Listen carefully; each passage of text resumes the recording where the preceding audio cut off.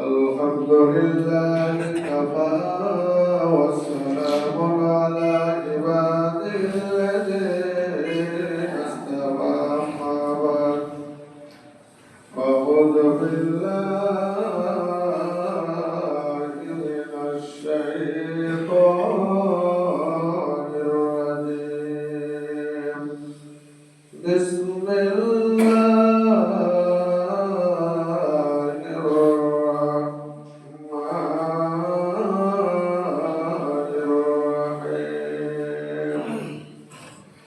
شهر رمضان الذي أنزل فيه القرآن هدى للناس وبينات من الهدى والفرقان.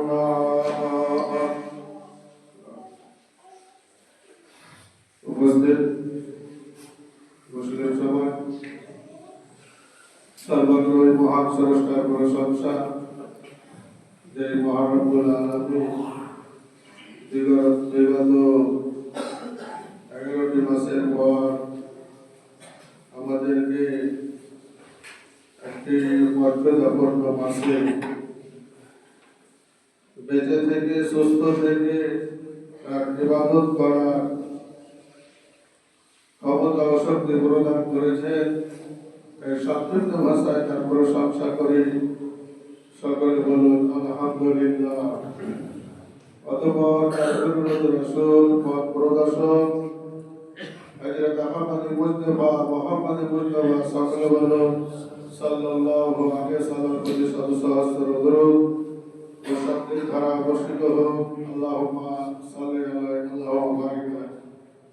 ভাই সকল, আল্লাহ পাক রব্বুল আলামিন মানুষকে দিনের পথে আহ্বান করার একটা ধরন দিয়েছেন, একটা কৌশল দিয়েছেন। এমন ধরেন এই গ্রামে এমন এমন কিছু লোক আছে যে ক্ষমতাশালী আছে এবং গ্রামে দায়িত্বশীল হয়ে আছে, অথচ ও নামাজও পড়ে না, রোজার মাসে রোজাও রাখে না, ভালো কিছু আমল করে না। ওকে যদি সরাসরি বলা যায় তাহলে বিপরীত হয়ে যাবে। মানে যে বলবে তার কঠিন বিপদ আসতে পারে বা বিপদ হয়ে যাবে। এই জন্য আল্লাহ পাক রব্বুল আলামিন ওই সমস্ত মানুষকে দিনের পথে আহ্বান করতে গেলে, দিনের পথে ডাকতে গেলে একটা কৌশল অবলম্বন করতে বলেছেন, একটা হিকমত অবলম্বন করতে বলেছেন। এবং সেই হিকমতের কথা, কৌশলের কথা স্বয়ং মহান রব্বুল আলামিন তার মহাগ্রন্থ আল কোরআনের মাঝে বর্ণনা করে দিয়েছেন। সেটা কি? আল্লাহ বলছেন উদউ ইলা সাবিলি রাব্বিকা বিল হিকমাতি ওয়াল মাউইজাতিল হাসানা ওয়া জাদিলহুম বিল্লাতী হিয়া আহসান। আল্লাহ পাক রব্বুল আলামিন বলেন, হে আমার বান্দা, তোমরা যখন কোন মানুষকে ইসলামের দিকে, দিনের দিকে আহ্বান করবে, হিকমতের মাধ্যমে, কৌশলের মাধ্যমে তাকে দিনের দিকে আহ্বান করবে। এবং যদি তাদের সাথে তর্ক করতে হয়, ঝগড়া করতে হয়, তবে এমন উপযুক্ত যুক্তি প্রয়োগ করবে, ব্যবহার করবে, যে যুক্তিতে কোনো অশ্লীল কথা থাকবে না, যেই যুক্তিতে কোনো রকমের অবান্তর কিছু থাকবে না, একদম যুক্তিযুক্ত যুক্তি হবে, যেন তোমাকে চোখ রাঙা করতে না পারে, তোমার উপরে হাত উঠাতে না পারে। যুক্তি দিয়ে মানুষকে ডাকতে হবে। খলিফা হারুন আল রশিদের যুগে বাহেদুল নামে একজন দরবেশ, উনি দেখলেন যে খলিফা হারুন আল রশিদ ইনি একজন দেশের বাদশাহ, দেশ শাসক, একে যদি সরাসরি দিনের কথা ধর্মের কথা বলতে যাওয়া যায় তাহলে তো বড় বিপদ। এবং একজন দেশের বাদশাকে সরাসরি কি করে এই কথাগুলো বলা যায়, একটা কৌশল অবলম্বন করলেন, একটা হিকমত অবলম্বন করলেন। কৌশলটা কি? বাহেদুল দরবেশ ফেরিওয়ালা হয়ে গেলেন আর একটা মাল নিয়ে তার দরবারের সামনে, বাড়ির সামনে মাইক লাগিয়ে একদম জোরে আওয়াজ দিলেন। কি আওয়াজ দিলেন? ওগো তোমরা কে আছো? আমি এমন একটা জিনিস নিয়ে এসেছি, এমন একটা জিনিস বিক্রি করতে এসেছি, তোমরা যদি কেউ কেনো তবু শেষ হবে, বিক্রি হলো শেষ হবে, আর বিক্রি না হলো শেষ হবে, তোমরা কিনলো শেষ হবে, না কিনলো শেষ হবে, শেষ হবে। বাদশাহ খলিফা হারুন রশিদ বললেন যে দেখো তো ওই ফেরিওয়ালাকে, কি এমন জিনিস নিয়ে এসেছে যে বিক্রি হলো শেষ হবে, না হলো শেষ হবে। বাদশাহ এসে জিজ্ঞেস করলো, ও বাহেদুল দরবেশ বলো দেখি তোমার কাছে এমন কোন জিনিস আছে যেটা বিক্রি করলো শেষ হবে, বিক্রি না হলো শেষ হবে।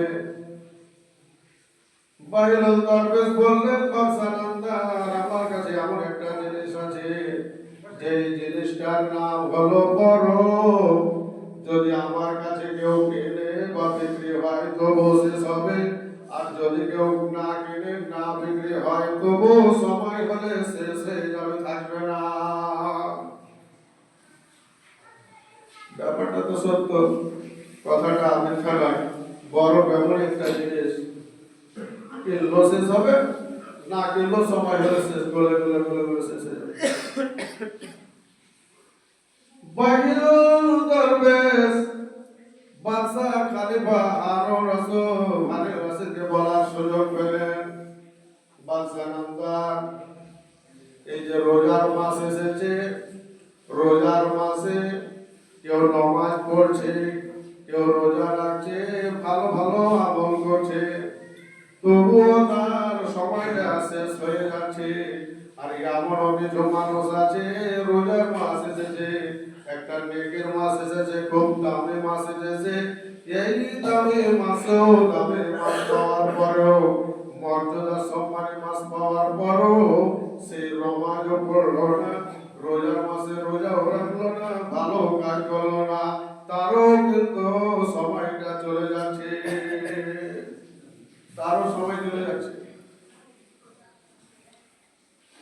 এমন যারা নামাজ পড়ে না, রোজার মাস পেয়েছে, রোজা রাখলো না, ভালো ভালো আমল করলো না, তার জন্য সময়টা স্থির হয়ে গেল। যখন সেই নামাজ পড়তে আরম্ভ করবে, রোজার মাসে আসলে রোজা রাখতে আরম্ভ করবে, ভালো ভালো আমল করবে, তখন থেকে তার সময়টা চালু হবে, এরকম কিন্তু নয়। বাদশাকে বুঝিয়ে দিলেন যে বাদশা বসে থাকেন না, সময় আপনার চলে যাচ্ছে সকলেরই।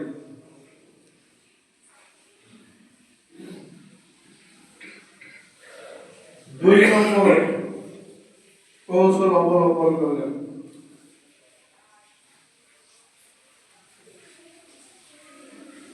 তো এইভাবে সময় কিন্তু আমাদের থাকছে না। যারা রোজার মাস পাওয়ার পরেও এখনো ঘুমিয়ে আছেন, নিজে কিছু বুঝছেন না, বুঝতে শিখেন না, তারা এখনো সজাগ হয়ে যায়।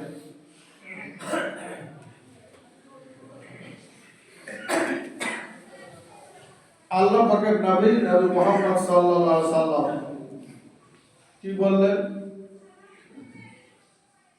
ইযা কানা আউয়ালু লাইলাতিন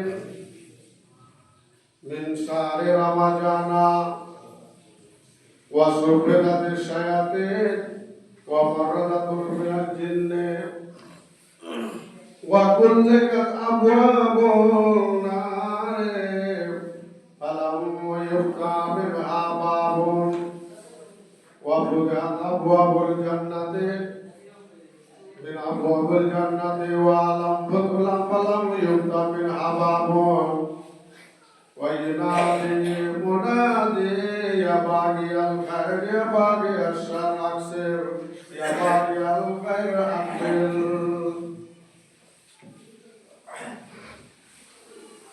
রোজার মাস যখন আরম্ভ হয়ে যায়, শুরু হয়ে যায়, তখন কি হয়? আল্লাহ পাকের নবী নবী মুহাম্মদ সাল্লাল্লাহু আলাইহি সাল্লাম বললেন, ইযা কানা আউয়ালু লাইলাতিন মিন শাহরি রমাজানা, রোজার মাসে যখন প্রথম তারিখ আরম্ভ হয়ে যায়, রোজার মাসে যখন প্রথম রাত শুরু হয়ে যায়, ওই সময়কে ওয়াসুফিরাতিশ শায়াতিন ওয়া মারাদাতুল জিন্নি, শয়তান যত আছে, দুষ্ট জিন যত আছে, সমস্ত শয়তান এবং দুষ্ট জিন জাতিকে জিনজির দিয়ে বেড়ি দিয়ে বেঁধে রাখা হয়, বেঁধে রেখে দেয়। দুই নম্বর হলো কুল্লিকাত আবওয়াবুন নারে ফালাম ইফতা মিনহা বাবুন, আর জাহান্নামের যত দরওয়াজাগুলো আছে, জাহান্নামের যত গেটগুলো আছে, সমস্ত গেটগুলোকে বন্ধ করে দেওয়া হয়, একটাও খোলা রাখা হয় না। ওয়া ফুতিহাত আবওয়াবুল জান্নাতি ফালাম ইউগলাক মিনহা বাবুন, আর জান্নাতের যত দরওয়াজাগুলো আছে, জান্নাতের যত গেট আছে, সমস্ত গেট খুলে দেওয়া হয়, একটাও বন্ধ করা হয় না। ওয়া ইউনাদি মুনাদি আল ইয়া বাগি আল খায়র আকবিল ইয়া বাগি আশ-শার আকসির, আর যেদিন থেকে শুরু হয়ে গেল প্রথম তারিখ, তখন থেকে নিয়ে 30 দিন পর্যন্ত, 29 দিন পর্যন্ত, রোজা না শেষ হওয়া পর্যন্ত একজন ফেরেশতা দুনিয়াতে নেমে আসে, নেমে আসার পরে ডাকতে থাকে, হে ভালো আমলকারীগণ, হে নমাজীগণ, যারা 11টি মাস নামাজ পড়ে আসলে, নফল রোজা রেখে আসলে, দান সদকা করে আসলে, ভালো ভালো কাজ করে আসলে, এখন তোমরা রোজার মাস পেয়ে গেছো, রোজার মাসে তোমরা আরো বেশি বেশি করে আমলগুলো করতে থাকো। ইয়া বাগি আশ-শার আকসির, হে হতভাগা, যারা 11টি মাস এমনি খেলাধুলাতে কাটিয়ে দিলে, অলসতায় কাটিয়ে দিলে, যেখানে সেখানে আড্ডা মেরে কাটিয়ে দিলে, নমাজের গুরুত্ব দিলে না, নফল রোজার গুরুত্ব দিলে না, তোমরা দান খায়রাতের কোনো গুরুত্ব দিলে না, এ হতভাগারা, তোমাদের জন্য এমন একটা মাস উপস্থিত করে দিয়েছে, এমন একটা সময় তোমাদের কাছে নিয়ে এসেছে, তোমরা সমস্তকে ছেড়ে দাও। এতদিন তোমরা মদ পান করছিলে, মদ পান করা বন্ধ করে দাও, জুয়া খেলতে ছিলে, জুয়া খেলা বন্ধ করে দাও, সোর কাজে ঘুষ কাজে সমস্ত বন্ধ করে দাও, অশ্লীল তোমরা কাজগুলো করতেছিলে, অন্যায় অন্যায় কিছু কাজ, হারাম হারাম কাজগুলো করতেছিলে, সমস্তকে তোমরা ত্যাগ করে দিয়ে এই মাসটাতে তোমরা ভালো কাজের দিকে অগ্রসর হও। এইভাবে ডাকতে থাকে। এখন বলবেন যে বলবে সাহেব, রমজান মাস আরম্ভ হলে শয়তানের মায়ে বেড়ি দিয়ে বেঁধে দেওয়া হয়, তাহলে আর জাহান্নামের সমস্ত গেটগুলো বন্ধ করে দেওয়া হয়, তার মানে অন্যায় এই রমজান মাসে হয় না বলে, পাপের কাজ হয় না, অন্যায় কিছু হয় না বলে অন্যায়ের জিনিস বন্ধ করে দেওয়া হয়, সেখানে যায় না। আর রমজান মাস আসলে শুধু ভালো আর ভালো ভালো আর ভালো কাজ হয়। এই জন্য জান্নাতের সমস্ত গেটগুলো খুলে দেওয়া হয় আর শয়তানের পায়ে বেড়ি বেঁধে দেওয়া হয়। তবে এই রমজান মাস আসলেও এমন কিছু মানুষ দেখতে পাওয়া যায় যে ও আগে যেমন ছিল এখনো তেমন আছে, বেনামাজি ছিল বেনামাজি হয়েই আছে, রোজা মাস চলে এসে রোজাও রাখে না,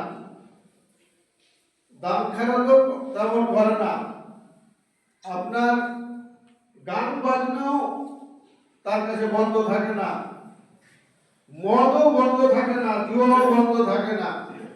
তাহলে এটা কেমন হলো? এটা কেমন হলো? শয়তান বান্ধা কেমন? কয়েকটা উদাহরণ আছে, তার মধ্যে একটা উদাহরণ হলো যে ধরুন খাঁচার ভিতরে পিঞ্জিরার ভিতরে বাঘ ভর্তি করে রেখেছে, বন্দি করে রেখেছে, শুধু মুখটা বের করতে পারছে, আর কিছু বের করতে পারে না, ওখান থেকে চলতেও পারে না, যেতেও পারে না। এখন যদি ওখানে চলে যায়, বাঘের পাশে চলে যায়, পিঞ্জিরার পাশে চলে যায়, আর ও যদি মুখ বাড়িয়ে ধরতে পারে, আপনাকে ছাড়বে না ধরবে?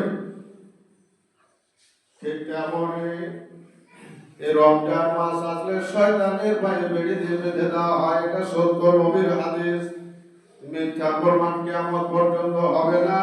কিন্তু যেখানে মদ খাওয়ার ভাটি আছে, মদ খাওয়ার জায়গা আছে, জুয়া খেলার জায়গা আছে, আপনি যদি ওখানে যান, ওখানে তো শয়তান আছে, ওই শয়তান লোক আছে, শয়তান আপনাকে ছাড়বে না, শয়তান আপনাকে ছেড়ে দিবে না। তখন আপনি কি করলেন? শয়তানের কাজে ব্যস্ত হয়ে গেলেন, শয়তানের কাজে লিপ্ত হয়ে গেলেন। আপনি নিজে থেকে গেলেন, শয়তান তো আপনার কাছে আসলো না, বাদ তো আপনার কাছে আসলো না, আপনি তাকে ধরা দিতে গেলেন। 2 নম্বর, যে এখন সেই ঘড়ি কেন দেখা যায় না? আগে যে থাকতো মসজিদের বাড়িতে, যে ঘড়িতে চাবি যখন দেওয়া যেত, একবার চাবি দিলে 7 দিন চলত, কিংবা একবার চাবি দিলে 6 মাস চলত, আর একবার চাবি দিলে 1 বছর চলত, এরকম ঘড়ি। আল্লাহ পাক রব্বুল আলামিন বলেছেন, শয়তান বাধা থাকে বটে, কিন্তু এই রোজা মাসের আগে মাসে তাকে এমন করে প্রলোভন দিয়ে রেখেছে, এমন ভাবে তাকে স্পর্শ করে রেখেছে, এই 2-1 মাস তো দূরের কথা, একের পরে এক মাস চলে গেল, 2 মাস চলে গেল, 6 মাস চলে গেল, কিছুই হলো না। সারা 11 মাস পেরিয়ে গেল, তবুও কিছু হলো না। তাকে এমন করে স্পর্শ করেছে, এমন করে খারাপের কাজে, অন্যায় অশ্লীল কাজে তাকে এমন করে দিয়ে রেখেছে যে সে কোনো সময় পরিবর্তন হওয়ার নাই। 2 নম্বর,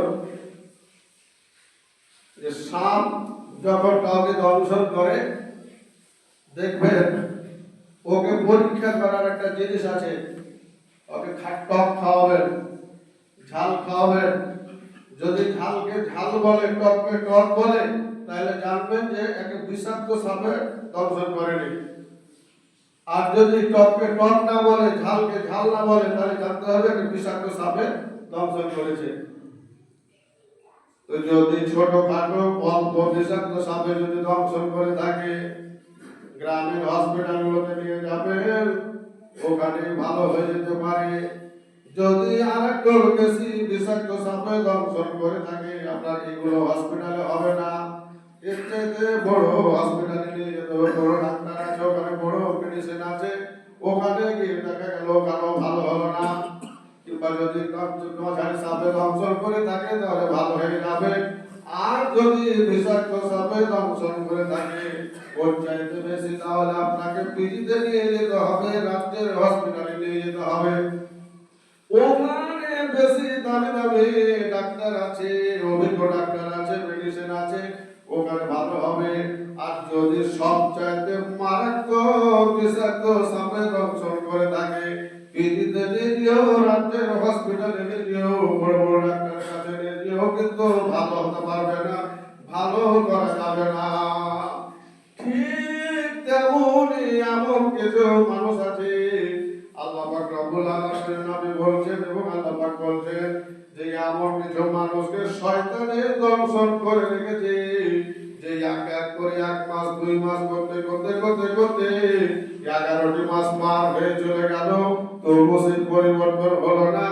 12 মাসে পড়ে গিয়েছে আর রমজান মাস চলে এসেছে, এই মাসে শয়তানকে বেড়ে দিয়ে রাখা হয়, অথচ ঠিক হলো না, পরিবর্তন হলো না, এর ব্রেন খুললো না, এর মস্তিষ্ক খুললো না, এর বিবেক হলো না, বিবেচনা হলো না।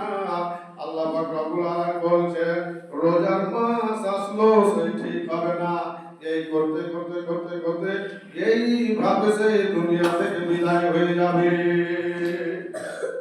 জেনে নিতে হবে যারা এই মাস পাওয়ার পরেও ও নামাজি হতে পারলো না, এই রোজা রাখতে পারলো না, আপনার মদ জুয়া সুদ ঘুষ গান বাজনা ইত্যাদি অশ্লীল কাজ অন্যায় কাজ ছাড়তে পারলো না, ভালো কাজে সেই আসতে পারলো না, একে জেনে নিতে হবে একে বিষাক্ত শয়তানে ধ্বংসন করে রেখেছে, ইয়ার পরিবর্তন হবে না, এইভাবেই দুনিয়া থেকে বিদায় হয়ে যাবে। এই জন্য নবী বলছেন যে এই রোজার মাসটা এত গুরুত্বপূর্ণ মাস যে এই মাসে আল্লাহ পাক রব্বুল আলামিন নবী বললেন যে সমস্ত জাহান্নামের দরওয়াজাগুলো বন্ধ হয়ে যায়, একটাও খোলা থাকে না, আর জান্নাতের দরওয়াজা সমস্ত খোলা হয়, একটাও বন্ধ থাকে না। আর একটা ফেরেশতা সকাল থেকে নিয়ে একদম শুরু থেকে নিয়ে শেষ রোজা পর্যন্ত এইভাবে মানুষকে ডাকতে থাকে, অথচ তার ডাক সারা কানে আসে না।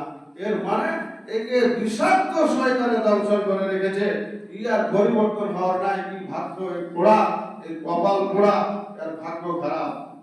ভাই আমার আরেকটা হাদিসের কথা বলছি যে রোজার কত দাম।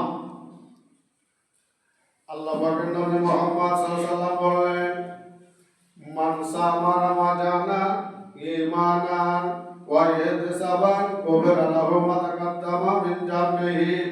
আল্লাহ পাকের নবী মুহাম্মদ সাল্লাল্লাহু আলাইহি ওয়াসাল্লাম বলেন যারা এই রমজান মাসে রোজা রাখলো,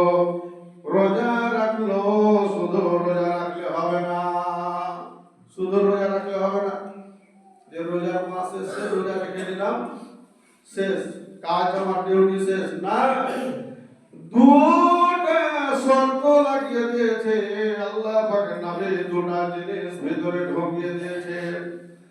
ঈমান, রোজা রাখবেন আপনি, আপনাকে ঈমান রাখতে হবে, আল্লাহর উপরে বিশ্বাস রাখতে হবে। বিশ্বাস এমন একটা কঠিন জিনিস, বিশ্বাস যার নাই সারাটি দিন রোজা রেখে এক এক করে 30টা রোজা যদি রেখে দেন আপনার রোজা কবুল হবে না, ভালো কবুল হবে না, আপনার কোনো কাজে আসবে না। তাহলে রোজা রাখতে গেলে ঈমান রাখতে হবে, 1 নম্বর শর্ত। ঈমান কি? জুমারটা শর্টে বলছি, ঈমানটা কি? আপনি রোজা রেখেছেন, রোজা রাখার পরে তারাবির পড়লেন, রাত্রে চলে আসলেন কিংবা যে কোনো সময় আসলেন, কাউরের সঙ্গে হোক নিজে হোক, আপনি আল্লাহর কাছে হাত উঠিয়ে দিলেন আর হাত উঠিয়ে বললেন ইয়া রাব্বুল আলামিন গো, বিগত এক এক করে 11টি মাস কি করলাম না করলাম তুমি ভালো জানো, আমি জানি। আল্লাহ জেনে করেছি না জেনে করেছি, ইচ্ছাকৃত অনিচ্ছাকৃত যা কিছু করেছি আল্লাহ তুমি আমাকে মাফ করে দাও, ক্ষমা করে দাও। তুমি ছাড়া কেউ ক্ষমা করতে পারবে না, ক্ষমার মালিক আকাশ এবং পৃথিবীতে কেউ নাই, তুমি একমাত্র ক্ষমার মালিক। আল্লাহ আমি যা জীবনে করেছি অন্যায় সমস্ত জিনিস তুমি আমার মাফ করে দাও, ক্ষমা করে দাও। আর আমার যে রোজা রেখেছি তুমি রোজাটাকে কবুল করে নাও। আল্লাহ আমি জানি তুমি কবুল করবে, তুমি ছাড়া কবুল করার কেউ নাই। তো তুমি কবুল করবে। তোমাকে কবুল করতে হবে, গ্রহণ করতে হবে। সন্দেহ রাখতে হবে না, মনে সন্দেহ রাখতে হবে না, আল্লাহর উপরে বিশ্বাস রাখতে হবে, ভরসা রাখতে হবে। তুমি যদি কবুল করো, কেউ আটকাতে পারবে না, কেউ রক্ষা করতে পারবে না। সেহেতু তোমাকে আমার রোজাটা কবুল করতেই হবে, আমার নামাজ কবুল করতে হবে, আমার ভালো যত কাজ আছে কবুল করতে হবে। সেহেতু আল্লাহ তোমাকে কবুল করতেই হবে, এর বিকল্প কিছু নাই, করতেই হবে। এখন যদি আপনি বলেন যে আল্লাহ তুই করলে করতে পারিস, না করলে না করতে পারিস, আপনার মনে সন্দেহ হয়ে গেল, এই সন্দেহ রাখতে হবে না। একদম বিশ্বাসের উপর আল্লাহকে বলতে হবে, আল্লাহ আমি রোজা রেখেছি আর জীবনে কাজ করেছি, আমি তওবা করছি, তুমি ক্ষমা করো, আর আমার রোজা নামাজ ভালো করে তুমি কবুল করো। আরো উদাহরণ আছে, তো সময় নেই। তো বিশ্বাস রাখতে হবে, বিশ্বাস একটা শর্ত করে দিলেন আল্লাহ নবী, যে রোজা কবুল হওয়ার জন্য বিশ্বাস রাখবে। 2 নম্বর হলো ইহতিসাব, নেকির একটা উদ্দেশ্য রাখতে হবে, আপনার একটা উদ্দেশ্য থাকতে হবে। রোজাটা আমি কেন করছি, নামাজটা আমি কেন পড়ছি, ভালো কাজগুলো কেন করছি, ভালো কাজ করার আমার কারণ কি, উদ্দেশ্যটা কি? আপনার উদ্দেশ্য থাকতে হবে কি? আপনার উদ্দেশ্য থাকতে হবে জান্নাত পাওয়ার, সুখের স্থান পাওয়ার, আপনার উদ্দেশ্য থাকতে হবে। উদ্দেশ্য যদি আপনার না থাকে, তাহলে রোজা কবুল হবে না, নামাজ কবুল হবে না। এই জন্য আল্লাহ পাকের নবী বলে দিলেন, মান সামা রমাজানা ঈমানান ওয়া ইহতিসাবান গফিরা লাহু মা তাকাদ্দামা মিন যামবিহি। তুমি যখন রোজা রাখবে, তোমার জন্য দুটো জিনিস শর্ত করে দেওয়া হলো, দুটো জিনিস লাগিয়ে দেওয়া হলো। দুটো জিনিসকে তুমি ভালো করে মনে রাখবে, আর দুটো জিনিসের উপরে তুমি আমল করবে। একটা হলো বিশ্বাস, আর একটা হলো তোমার উদ্দেশ্য। এই দুটো জিনিসকে তোমাকে সঠিক রাখতে হবে, তাহলে তোমার জীবনের সমস্ত গুনাহ আল্লাহ পাক রব্বুল আলামিন ক্ষমা করে দিবে, ক্ষমা করে দিবে। আর আপনার জন্য এই আমলের যে ফলাফল, আপনি ফলাফল পাবেন। তো অনেকগুলো উদাহরণ আছে, বুঝার সময় হয়ে গেল। আমার বলার উদ্দেশ্য হলো এই, যে ভাই আমরা এতদিন কেউ বুঝে কেউ না বুঝে, কেউ ইচ্ছাকৃত অনিচ্ছাকৃত, কেউ এমনি অলসতায় গুরুত্ব না থাকার কারণে এই 11টি মাস আমরা কাটিয়ে দিয়েছি। 11টি মাসের সময় দিয়েছিল আমরা অবচয় নষ্ট করেছি। আমরা খুব একটা গুরুত্বপূর্ণ মাস পেয়েছি, আমরা বেঁচে আছি। এই মাসের কত গুরুত্ব আছে, কত যে নিয়ামত, যে বলে ভাষায় বোঝা যাবে না। একটা মানুষ শহীদ হয়ে যদি মারা যায়, ওটা মর্যাদা। আর একজন রোজার মাস পাওয়ার পরে যদি মারা যায়, এর মর্যাদা আকাশ আর জমিন তফাৎ। হাদিস আছে, বলবো না আমাকে। তো এই রোজার মাস পেয়েছি ভাই, আমরা যেন 11টি মাস যা করেছি, বিগত সময়ের ভুল ত্রুটি ক্ষমা যায়, আর আমরা তওবা করি, আর এই মাসে বেশি বেশি করে ভালো আমলগুলো করি, ভালো কাজগুলো করি, আর সমস্ত অন্যায়কে বর্জন করে ভালোর দিকে যেন আমরা চলতে পারি। আল্লাহর কাছে দোয়া করব, আল্লাহ আমাদের সকল মুসলমান নরনারীকে তুমি তোমার এই দিনের সঠিক কাজগুলো করা